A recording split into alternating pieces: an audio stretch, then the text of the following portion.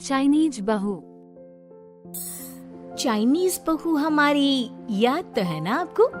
भूले तो नहीं ना? हाँ भाई, थोड़ी देर में ही सही, लेकिन चाइनीज बहू की कहानी आ ही गई। क्या हो रहा है ये देश में? चाइना ने तो आतंक ही मचा रखा है। अरे क्या हो गया? क्यों चाइना को कोसता रहता है? भूल मत, तेरी ससुराल चाइना की ही है। हाँ माँ, पर ये देखना, लड़ाई झगड़े, ये बीमारी, ऊपर से ये देश कितना चालाक है। अंदर न जाने क्या क्या करता रहता है। तभी अंदर से बहू के चिल्लाने की आवाज आई। अरे क्या हो गया बहू? क्यों चिल्ला रही है? माँ जी, ये देखिए, ये रूस ने यूक्रेन की हालत क्या कर दी है। ऊपर से चाइना में दोबारा लॉकडाउन लग गया है। माँ जी, अब क्या किया जाए? अरे तो तुम लोगों को क्या परेशानी हो रही है? मैं तो यही नहीं समझ पा रही हूँ। वो क्या है ना माँ, हम लोग चाइना जाने की सोच रहे थे। सांगसू के भाई की शादी है। तो क्या? अरे कौन सा उन लोगों के यहाँ भाई घोड़ी चढ़ता है जो बहन काजल लगाकर नेक लगी? माँ जी, उसकी आंखें बहुत छोटी छोटी है, उसमें या तो पुतली रह सकती है या काजल। साले की पुतली निकाल कर काजल लगा दो, अंधा कहीं का। क्या क्या बोले तुम मेरे भाई के बारे में? अरे नहीं नहीं बहू, वो तो बोल रहा था कि तुझे नेग मिल जाएगा। बहन है ना तू उसकी। नहीं नहीं माँ जी, मैं सब समझती, ये मेरे भाई का मजाक बनाते रहते। कितना सीधा है मेरा भाई, बिल्कुल छिपकली जैसा। नहीं नहीं बहू, सीधा गाय जैसा होता है। सही पकड़े हैं माँ जी। हाँ, तो मेरे भाई की शादी है, मैं चाइना जरूर जाऊंगी। तभी पड़ोसन आ जाती है। अरे नहीं नहीं बहू, तू कहीं ना जा, हम लोगों का मन कैसे लगेगा तेरे बिना। ले बहू, तेरे भाई के लिए ये शॉल रख ले, हमारी तरफ से गिफ्ट कर देना। अरे सब कितने अच्छे हैं। मेरी चाइनीज बहू को कितने प्यार से तुम लोगों ने एक्सेप्ट कर लिया। सच में बड़ी भाग्यशाली हूँ मैं। कैसी बात कर रही है? ये तो हम लोगों के देश की खूबसूरती है कि हर किसी को दिल से अपना लेते हैं, बस वो भी दिल से हमें अपना समझे। कैसी बात कर रही है आंटी जी? मेरे लिए आप सब सासू माँ जैसी ही हैं। मुझे भारत बहुत अच्छा लगता है, ये सबसे अच्छा देश है। मेरा भारत महान। वैसे भी लड़की की शादी जहाँ होती है वो तो वहीं की हो जाती है ना। जीती रे बहू, सही बोल रही है। औरत तो होती ही पानी की तरह है, जो जहाँ जैसे रखे वैसे ही शेप ले लेती है। आंटी जी, ये थोड़ा सा ज्यादा हो गया, समझ नहीं आया। नो प्रॉब्लम, मैं चाय बना कर लाती हूँ।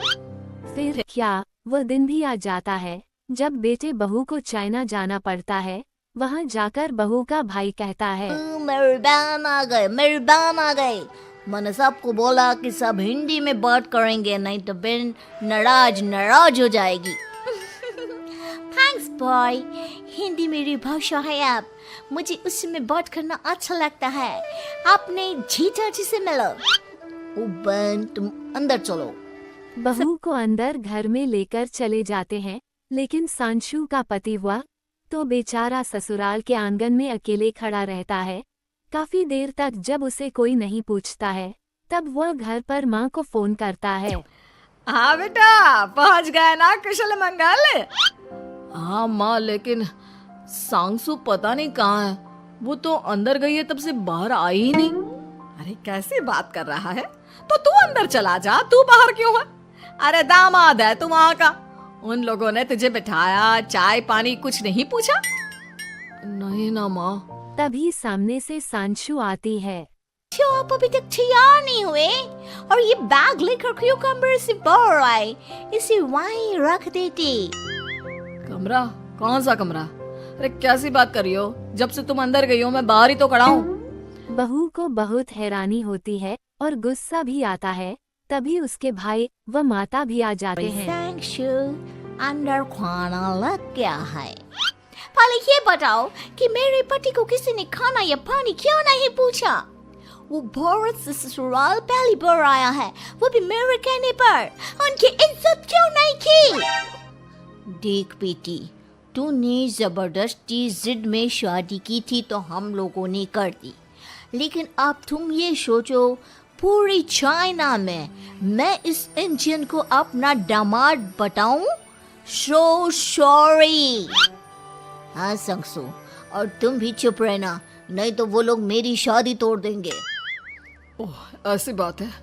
कोई बात नहीं, मैं बाहर होटल में रह लेता हूँ, तुम वही करो जो ये लोग चाहते हैं। कैसी बात कर रहे हो? शादी के बाद पति जैसा भी हो, जो भी हो, पति होता है। वैसे भी तुम्हारे पूरे परिवार ने, सबने बिना सोचे मेरा साथ दिया, मुझे एक्सेप्ट किया, प्यार किया। मैं अपने देश में आपको अकेला कैसे छोड़ सकती हूँ? ये हिंदी फिल्म का ड्रामा बंद करो, मैं अभी अब बर्दाश्त नहीं करूँगी। चुपचाप अंदर चलो, नहीं तो ये शादी वादी यहीं खत्म करके इसे अकेले ही इंडिया जाना पड़ेगा। कैसी बात कर रही हो माँ? ये मेरे पति हैं। है नहीं था, हम लोगों ने यहाँ वकील को बुला लिया है, जिसके बाद अब तेरा तलाक करा के हम यहाँ के चाइनीज लड़के से तेरी शादी करा देंगे। अरे कैसी बात कर रहे हो? हम तो यहाँ तुम्हारी शादी के लिए आए थे। नहीं नहीं, मैं सांगसू के बिना नहीं रह सकता हूँ।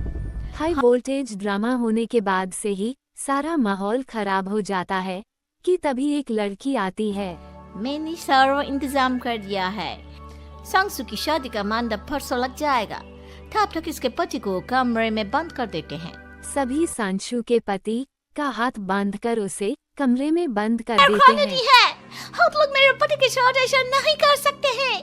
मैं किसी से शादी नहीं करूंगी, ये साफ बात है।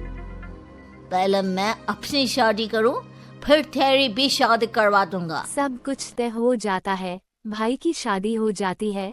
फिर वो दिन भी आ जाता है जब सांशु को जबरदस्ती शादी करने के लिए मंदिर ले जाते हैं। ऐसा मत करो, ये मेरी बीवी है। मैं किसी से शादी नहीं करूंगी। कैसे नहीं करेगी शादी? शादी तो तेरा बाप भी करेगा। हो, मैं करूंगा शादी। प्लीज कोई मेरी शादी किसी अच्छा औरत से करवा दे। चुप, बिल्कुल चुप। फिर माँ सांशु व उसके पति से कहती है, तुम लोगों का बच्चा मेरी कैद में है। अगर तुम लोगों ने कोई भी होशियारी की तो मैं इस बच्चे को मार दूंगी। दोनों माँ का रूप देखकर हैरान हो जाते हैं। बच्चे के खातिर दोनों शांत हो जाते हैं और शादी की रस्में शुरू हो जाती है कि तभी सांशु की सास पुलिस के साथ आ जाती है। माँ, ससुर माँ आ गई, मेरी माँ आ गई। माँ प्लीज हम लोगों को बचाकर वापस ले चलो।